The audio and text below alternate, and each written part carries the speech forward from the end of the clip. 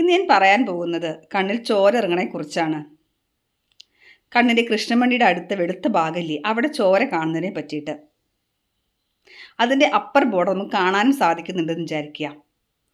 ചില head injury കണ്ടീഷൻസിൽ നമുക്ക് ഈ പറഞ്ഞ പോലെ അപ്പർ ബോർഡർ കാണാൻ സാധിക്കില്ല. നമ്മൾ യൂഷ്വൽ കാണുന്നതിലൊക്കെ അപ്പർ ബോർഡർ കാണാനും സാധിക്കും. ചെറിയൊരു റെഡ് പാച്ച് ഉണ്ടാവുകയും ചെയ്യും. അതിന് സബ് കൺജക്റ്റീവൽ ഹെമറേജ് എന്നാണ് പറയുക. ഇത് മിക്കവാറും നമ്മൾ കണ്ണാടി നോക്കുമ്പോൾ കണ്ടതോ അല്ലെങ്കിൽ നമ്മുടെ അടുത്ത ആൾ പറഞ്ഞതോ ആയിരിക്കാം കണ്ണിലിങ്ങനെ ചുവപ്പ് കാണുന്നുണ്ടല്ലോ എന്നുള്ളത്. പല കാരണങ്ങളുണ്ട് ഇങ്ങനെ രക്തക്കുഴൽ ചെറിയ രക്തക്കുഴൽ പൊട്ടാൻ കാരണമായിട്ട്.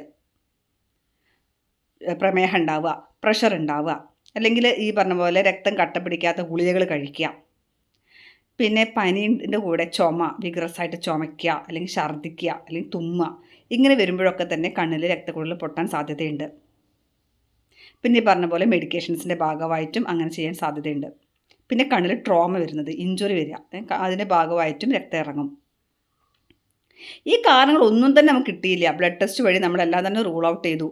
അങ്ങനെ എക്സാമിനേഷൻ വഴി എല്ലാം ആയിട്ട് ഒരു കാരണം കണ്ടില്ല എങ്കിൽ നമ്മൾ ഇഡിയോപ്പത്തിക് റീസൺ എന്ന് പറയും.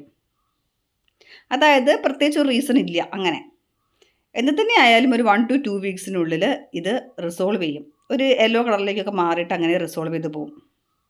അപ്പോൾ എപ്പോഴും ഇതിൻ്റെ കാരണം എന്താണെന്ന് ഫസ്റ്റ് നോക്കുന്നതാണ്. അതായത് ബ്ലഡ് ടെസ്റ്റ് വഴിയും എക്സാമിനേഷൻ വഴിയും എന്തുകൊണ്ട് ബ്ലഡ് ഇറങ്ങി നോക്കുന്നതാണ് ഇമ്പോർട്ടൻറ്റ്.